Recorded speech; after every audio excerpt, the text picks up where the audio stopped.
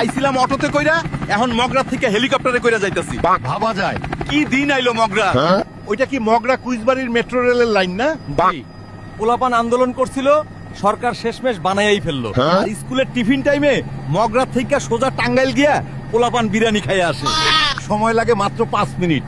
সাংবাদিক ভাই, ঢাকা শহরে যে জ্যাম, ভাবছি বউ পোলাপান নিয়ে মগরাতে সেটেল হয়ে যাই।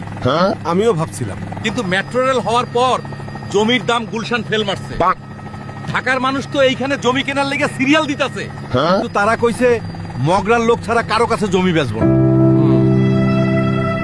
তাইলে আর কি, পাইলট সাহেবের তো স্বপ্ন ভাঙে গেল।